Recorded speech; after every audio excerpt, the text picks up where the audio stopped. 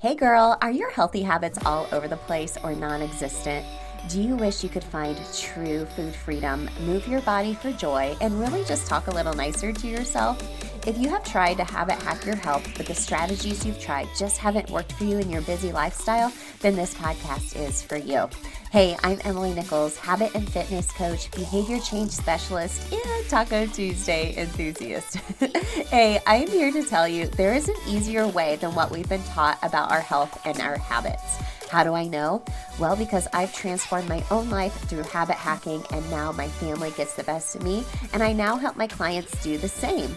I'm now going to teach you how to create healthy habits in less time, guilt-free for all seasons of your life. It's not your fault your habits haven't worked, my friend. We just have to do them differently.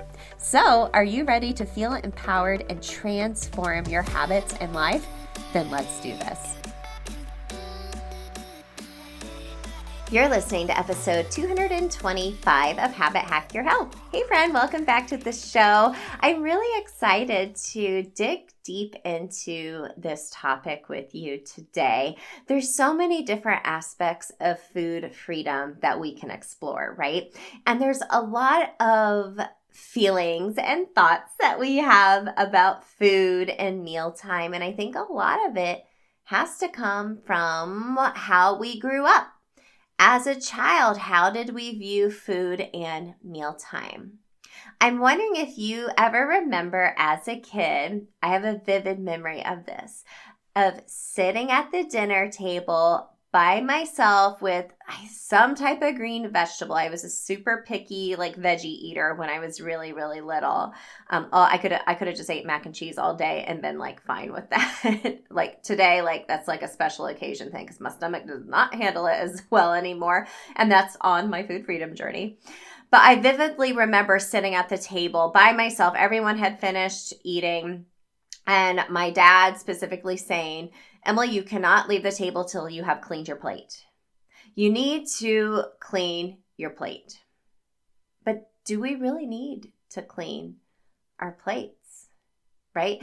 Us as millennial moms, right? I'm 42. I'm considered an elder millennial, whatever. But we grew up with maybe our parents telling us you need to clean your plate. And maybe we've passed that down to our own children. My husband's a big believer in cleaning your plate and eating really well-balanced meals. But if we consider what we're putting on our plate, how much we're putting on our plate now versus years ago, is it really a good idea to continue cleaning our plates? Is it leading to us overeating and feeling that overstuffed, I gotta unbutton my pants, I feel uncomfortably full after a meal, versus having a meal and being oh, I feel satisfied, that was great, and moving on? This is a mindset I think us as women have to, especially millennial moms, have to really dig deep and kind of untangle a little bit. And I think this is such an interesting topic because I think with us, it has to do a lot with where we have that mindset we have to clean our plate.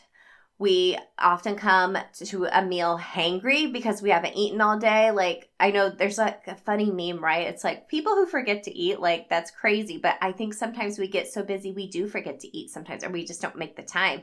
So then we're hangry and we overeat because we're cleaning our plates.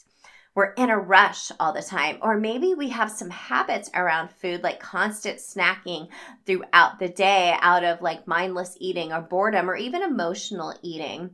Or maybe just these imposed food rules that we have set for ourselves, either consciously or unconsciously, that aren't serving your food freedom and leading you to feel not satisfied, but overstuffed after every meal. It doesn't have to be that way. And we're going to take a deeper dive into cleaning our plates. Where did this philosophy come from? How it is kind of BS now today in 2023, and many other factors, including your current eating habits, slowing down, and being just super intentional with our food. So today we're chatting with Lisa Salisbury all about some healthy food freedom habits to help us cue into our hunger cues, our satiety signals, and evaluate our food habits in order to find true food freedom and actually feel satisfied instead of overstuffed after a meal because we're cleaning our plates at an over volume of food. Now, Lisa is a life coach for health and weight loss for women who want to lose weight without counting and calculating their food. Amen. As a former chronic dieter, Lisa knows what it's like to be all consumed and with everything that goes into your mouth. It was only when she learned the tools and skills through coaching that she was able to drop the dieting obsession and drop her weight. What I really love about this episode is how Lisa wants us to really not be obsessed with food and our bodies, right? But really just install some healthy food habits so you don't have to go about your day even thinking about food or being in a rush and having that overstuffed clean your plate mentality, but really eating in order to fuel your body and soul to get you through your day. So many great tips. As always, make sure to listen to the end of the episode. I'll have my 3 biggest takeaways. So should you clean your plate? Let's dig into this episode with Lisa and find out. All right, gang, thank you so much again for tuning in to Habit Hack Your Health. I am here with Lisa Salisbury of Eat Well, Think Well, and Live Well, the podcast. Thank you so much for coming on the show, Lisa. Yeah, thanks so much for having me. I'm excited to be here. I'm so excited to dig into this conversation with you and learn from you today. But the first question we're going to ask you today is, what is your favorite habit hack that you have going on in your life right now? Okay, so this was a tough question for me. I thought about it a lot because I was like, oh, there's so many. I would say probably eating the same thing for breakfast. And sometimes even lunch too, but I call these go-to meals. And generally I have 2, sometimes 3 things that are in rotation for breakfast, but lately it's just been the same thing. Like I was going to say 9 days out of 10, but probably it's more like 19 days out of 20. Oh, wow. I just stick to the same thing because I know it has the right amount of protein for me. I know that it, keeps me satisfied until I want to eat lunch. I like to eat and then wait till I'm hungry, give my digestion 3 to 4 hours in between. So it's all these things that like build up together that I know, hey, this meal works for me. I just don't need to keep reinventing something or waking up and thinking, well, what should I have today? So just eating the same thing has become a habit. Like I don't even have to think about it. And then I also don't even have to think about being hungry for several hours, which is so, so easy for me. I just love not having to think about food. I love that so much. Yeah, you took the words right out of my mouth. I'm like, oh, that's one less decision you have to make, right? Mm-hmm. So what is your which breakfast? I think is, it's an oatmeal concoction I have come up with actually. So it's oatmeal. And then after it's done cooking, I just cook it in the microwave. I whip in a raw egg, but it cooks with the heat of the oatmeal. I've tempted it. So don't worry. Whenever I have put this like on Instagram as a video, I have people going like, that looks disgusting because you just like drop a raw egg in, but you whip it in, it cooks just fine. And then I put protein powder in it as well. So I've got the fiber from the oatmeal. I've got the protein powder for the protein. The egg provides a little bit of healthy fats. And then I usually top it with berries. So yum. Yeah. It's really good. I love it. I love it. And yeah, like I said, that's something you don't have to think about. And it probably leaves you satiated too. I love that so much. Yeah. So good. Love that habit hack. So Lisa, let's get to know you a little bit better. Can you share a little bit more about your story, thinking about what has really led you to who you are and what you do today? Yeah. So I really started dieting and paying attention to my body in high school, probably really more in junior high. But the first diet I specifically remember was in high school. It was pointed out to me several times by adults, people in kind of authority, that I could lose some weight, which when I look back at high school pictures is like wacky to me. I'm like, what were these adults thinking, but nonetheless, it was pointed out. And so I was already kind of in this thought pattern. And I remember saying to a friend one time, should I wait to wear this top until I've lost some weight? And I distinctly remember her looking at me with this very confused look, like, what? What? It was just not part of her world at all to be worried about her weight or her body. So fast forward a few years, I got married and had 4 kids. So I was pregnant or nursing for 9 years with breaks in between, right? And so during those breaks, I would just like crash diet down. I would be like, I got to get back. And so it was just this roller coaster for my body. And I had no, well, suffice to say, I had horrible body image. And so the idea that like my body had done this amazing thing and given birth and then nursed and all, those things, it just wasn't part of my thought process. And when I was pregnant with my last baby, knowing she was going to be my last, I remember having this thought, well, this is the last time I can be fat. And so, yeah, so bad. So such an unhealthy thought. For those of you that are pregnant, of course, you're not, that's not true. That's not like fat, right? Everybody knows this now, but I was so unhealthy in my thought process at the time. I was like, I have to eat all the things. And so that just gives you an idea of where my brain was. I was really going from like this major point of scarcity of like, I'll never be able to eat these things again without guilt. Right. Yeah.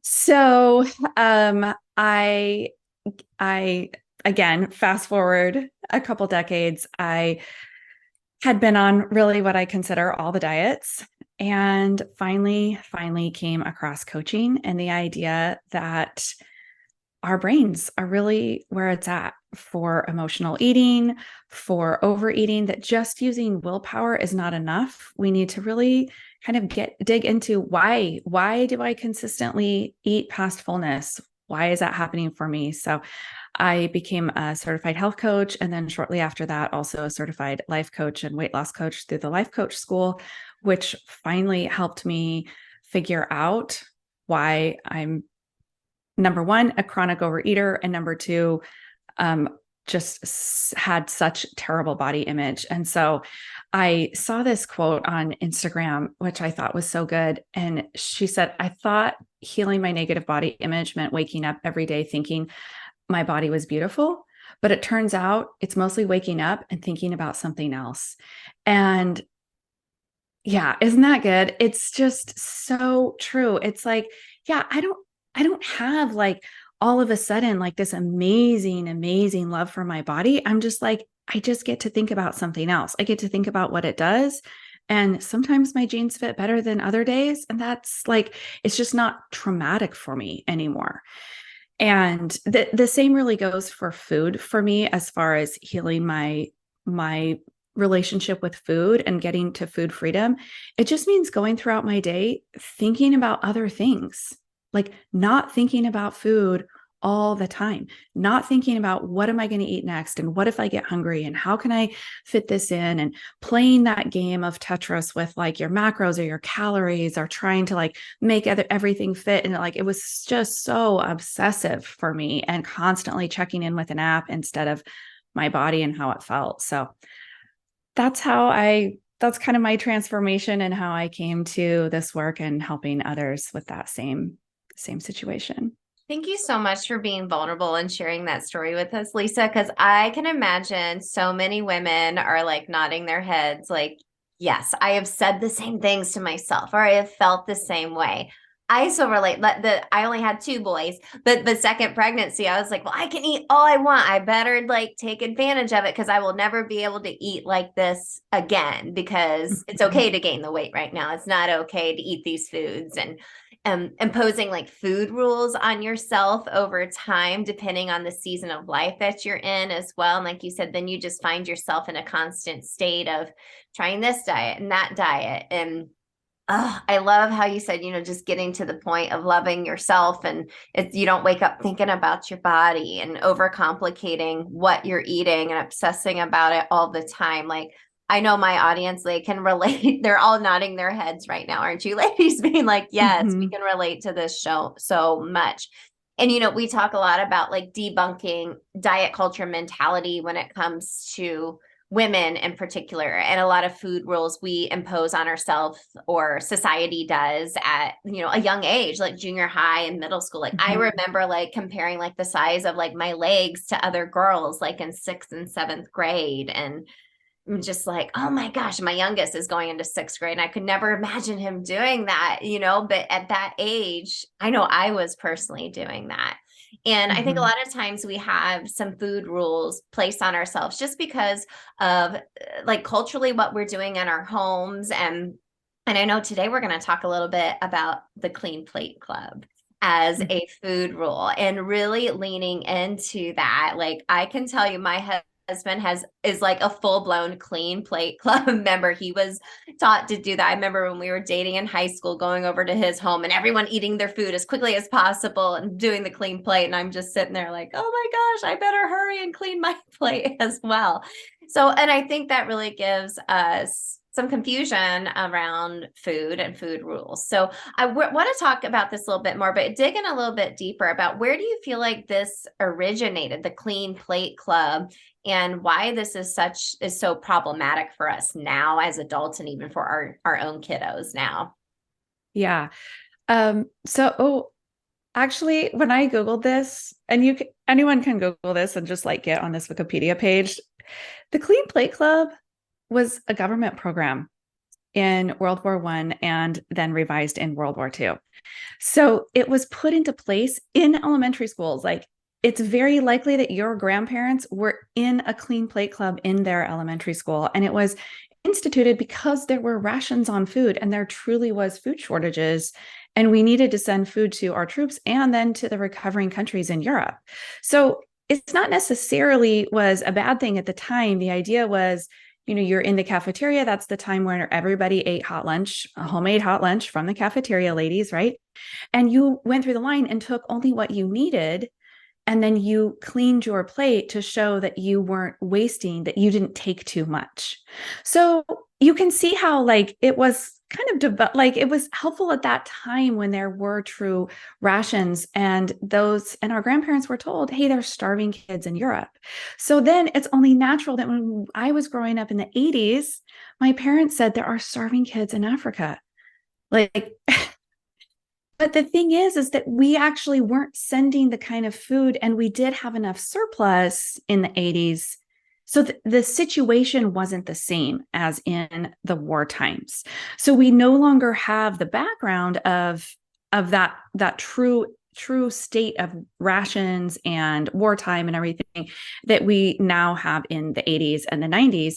But our parents were so ingrained with it from their parents. I mean, obviously everyone is different ages here. And if you go back in your ancestry, they may or may not fall during those times. But my grandparents absolutely lived through the Depression. And so then they raised their children with that Depression sort of mindset. And so, it's going to take generations to get that out. But there's a couple reasons why. So that's where it kind of comes from. That's why we all collectively use that phrase, Clean Plate Club, because you can see like the old posters and everything. So these are just phrases they're just part of the American vernacular from those times.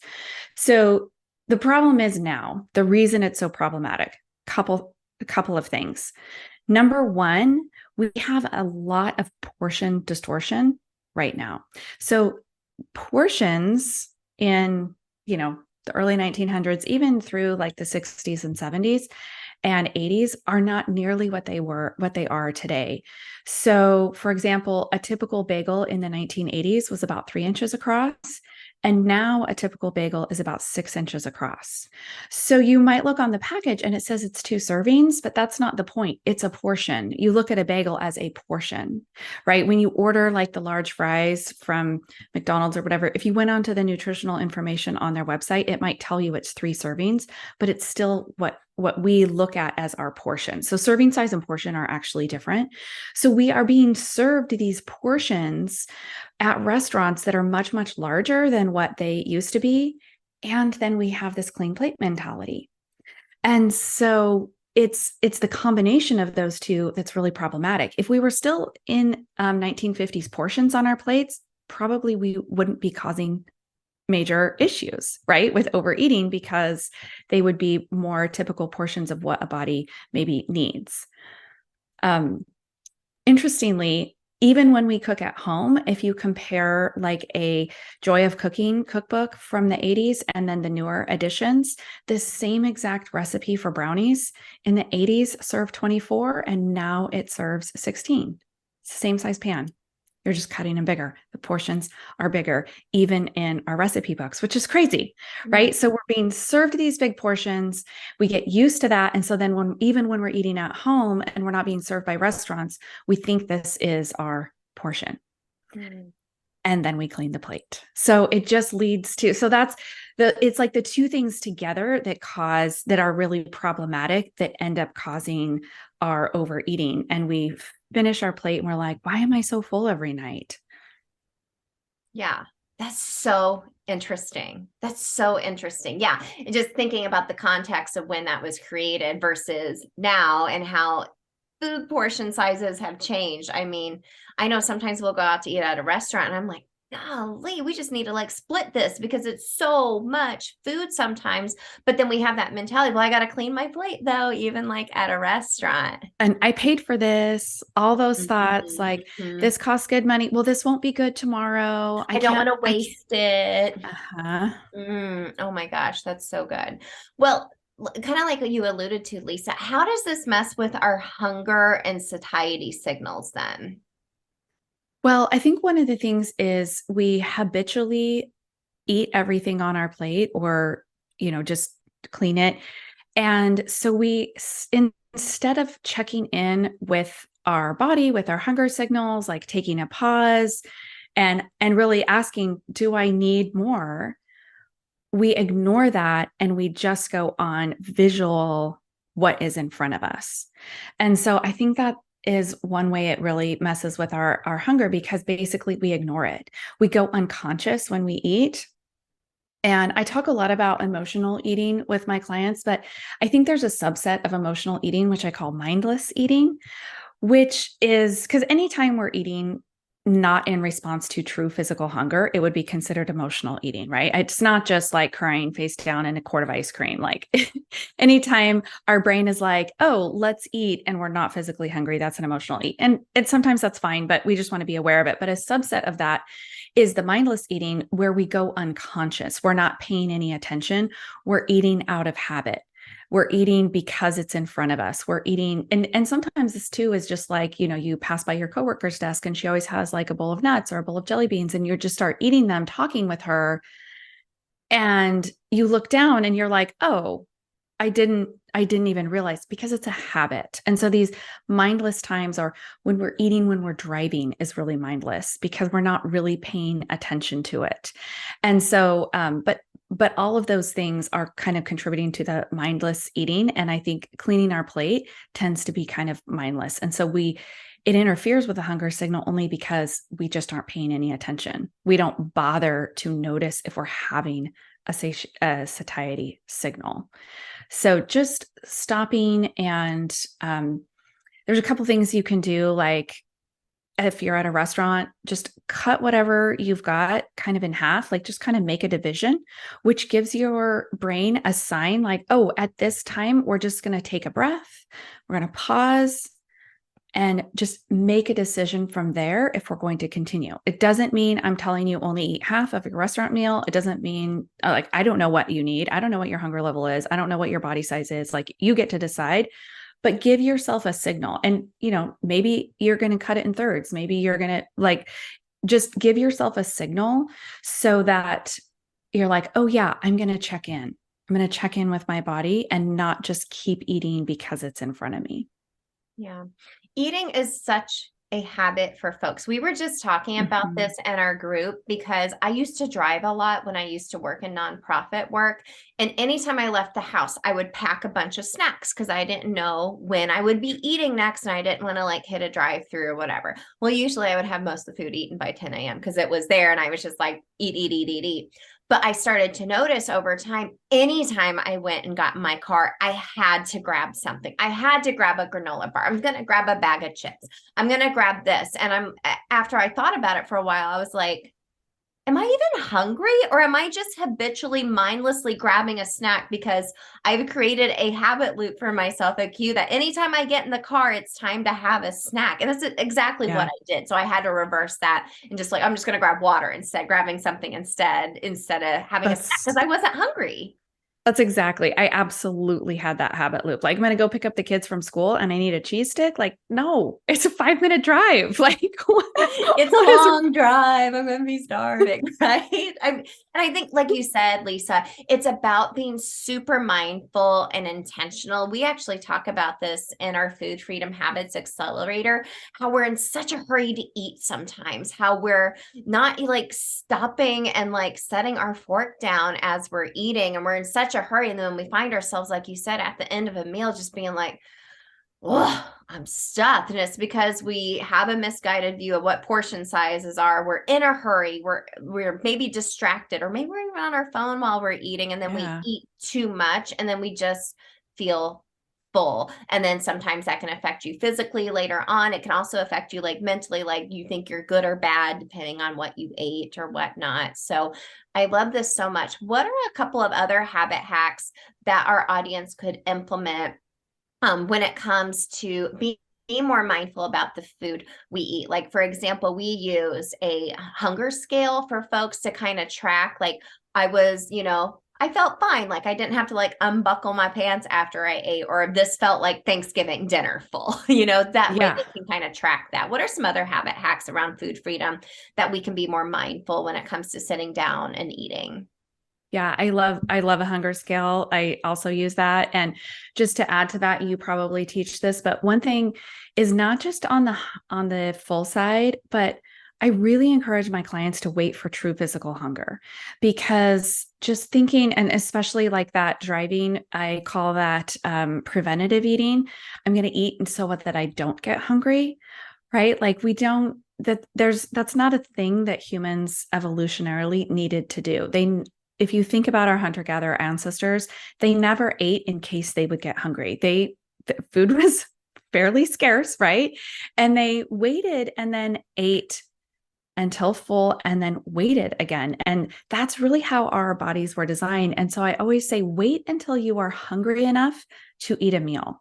When you are snacking all day, this is when my clients go, I don't know, it was just like a hungry day. I just felt like I was hungry all day.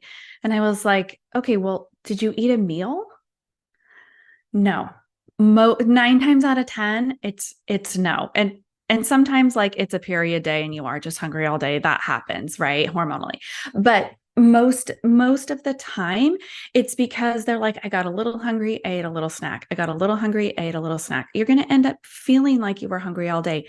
Wait until you're all the way hungry for a whole meal and then eat that meal sitting down without distraction. So yeah, I love the hunger scale.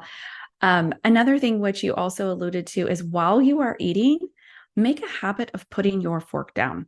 And it sounds ridiculous, but slowing down our eating is one of the biggest things we can do to be in touch with our satiety signals, because they don't come immediately.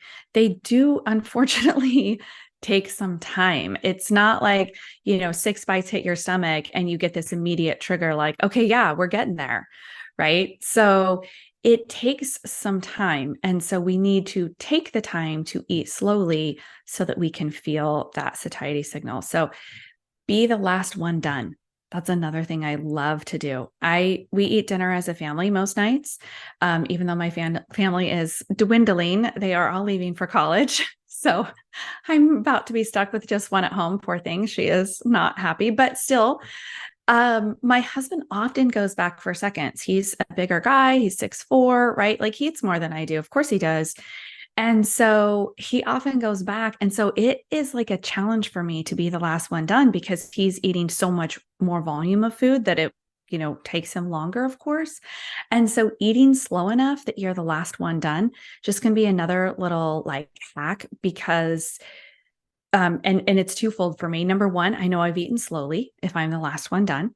And number two, I don't have to feel that disappointment that other people are eating and I'm not still eating, right? Because I want to stop at that. For me, I don't know how your hunger scale goes, but whatever your numbers are, for me, it just happens to be a +3 or 4 that is where I use, because I go -10 to +10 with neutral being at 0. So I don't know if that's how your hunger scale goes. But anyway, so when I'm like at a 3 or 4, I'm like, I want to stop. And sometimes I feel disappointed that other people are still enjoying their food and I'm not. And so I'm like, I'm going to be the last one done. And so, like, can I feel disappointment? Sure. Can I do that emotion? Yeah, I've done it lots of times. But if I don't have to, like, why not?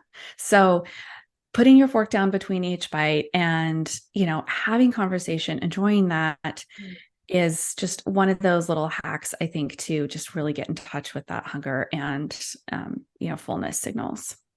I love that one so much because it really makes me think of, like I said, my husband is like, we eat fast, we got to go, go, go. And I know over time, I'm like, I need to eat slowly. I want to digest. I want to spend time with my family as well. If we have the opportunity to sit down as a family, I'm going to drag this out as long as I can. Right. And really what you're doing there is also just habit hacking it. Cause maybe you have that mentality of bigger portions, clean plate club. And once you actually, like we talked about, being mindful and slow down, you're like, oh, I didn't need to eat this whole plate of food. I'm actually already a little full. I can save it for leftovers for the next day. I mean, y'all, you can pop anything in an air fryer and make it better the next day. Right. Right. My husband used to be like, oh, I hate leftovers. They're so mushy. I'm like, have I introduced you to the air fryer? It makes it so much easier to enjoy those leftovers and not feel like you're wasting food too. So these are so useful habit hacks, and it's really breaking up with diet culture and food rules and really just leaning into what feels good for you, leaning into actual physical hunger cues, but also maybe tracking that hunger satiety scale measures, but also kind of leaning into, like, if I am eating, what triggered me to go to the pantry and like have something sweet versus, leaning into what that emotion is instead of trying to cover it with food. So, which that could be a whole other topic of conversation as well, as far as emotional eating goes. For sure. I think we've all been there. And just one little step is just noticing that you are. I have a client that's like, I had this bad day, blah, blah, blah. She told me about it. She's like, I had some ice cream and I was like, I'm eating this because I know I'm feeling bad and I know it's not going to solve the problem. But this is like, she was like, it's just what I needed in that moment. And then the very next day, she was right, like exactly with what she would normally have eaten for breakfast. So she's like, being aware that I was doing this like emotional eat did not throw me for a loop. And I didn't get like, she's like, typically that would be like 3 months of like eating off track and being like, well, I guess I'm never going to lose weight. This is never going to work for me. So that's just like one little tip, is just start to be aware when you do choose to emotional eat and be like, oh yeah, that's what I'm doing right now. It doesn't mean I'm a bad person or that I have to then start over tomorrow. There's no starting over. You're just the very next bite. You're right on track. There you go. It's all about giving yourself grace, right? Not every day is going to be perfect. Like you said, sometimes it's that time of month and you're like, I'm hungry. I'm going to eat it all. And that's okay. It's just, you don't want to send yourself into that spiral, and it's hard to get out of that. We've all experienced that for sure. For sure. Yeah. So, Lisa, thank you so much for this conversation. I loved it so much. It was very enlightening. I'm sure a lot of women listening were like, this makes so much sense. So where can everyone connect with you and find out more about you? Yeah. I think that probably the best way is, I mentioned that I eat kind of the same thing for breakfast. So I do have a go-to meals guide, and it has that oatmeal recipe in it, but it just gives you a way to kind of get into that hack of having the same kind of meals and just really thinking through like what works for me and accessing like what's worked for me in the past, what's currently working for me, and I give you some of my go-to meals just to get you started, and then a few of those recipes, and then a worksheet for you to work out your own. So that's a really great freebie that I have. So that's a great way to connect with me. Otherwise, you can listen to my podcast, Eat Well, Think Well, Live Well, where I talk just more about all of this. And Emily's going to be a guest on my podcast soon, so I'm really looking forward to that. And then, of course, on Instagram, just well_with_Lisa. Awesome. Lisa, thank you so much for this conversation. I truly enjoyed it, and I know our audience did as well. All right. Thank you. Lisa, thank you so much for this conversation. Y'all, wasn't that enlightening? Like, seriously, we don't have to go back to way back in the 1950s thinking about cleaning our plates, because our portions are 20 million times bigger now. Probably not a true statistic, but I think this is so interesting and something that we need to keep in mind moving forward, and making sure we're not imposing that on our children as well, and helping them realize their own hunger cues and satiety signals as well. But what I love the most about the beginning of this conversation was Lisa, is how she finally got to a point where she was able to wake up and think about anything else besides her body, and stop the obsession with dieting and food rules. And I just love that so much. So Lisa, thank you so much for sharing that with us. All right, gang. Well, let's talk about my 3 biggest takeaways from this conversation with Lisa, and how you can habit hack this and take action, of course. Now, the first is to really listen to what we just mentioned, is that portions are out of control. Portion sizes today is leading to overeating. We have this mentality that we have to clean our plates, but our plates are full of extra food and portion sizes that is allowing us to overeat without like consciously doing it. It's just so subconscious that we got to clean our plate and we're overstuffed, right? I hate that feeling when you leave a restaurant and you are just so full. You're so full because you felt like you had to eat everything. You don't want to waste everything, kind of like I mentioned in the episode. You don't want to take the leftovers home or whatnot. And it really messes up with our hunger cues and our satiety signals. It doesn't allow us to really dig deep into, am I actually full? No, I have to clean my plate. And even though you're full, like, have you ever been sitting there and you're full, but you keep eating because you want to clean your plate?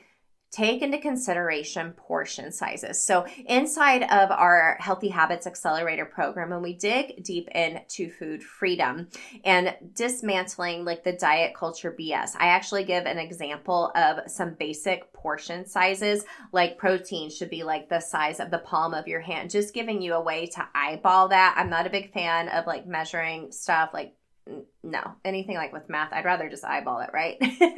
Just to give you an idea of like portion sizes, so you are able to curate your own perfect plate of a balanced meal, but not have 20 times the portions, okay?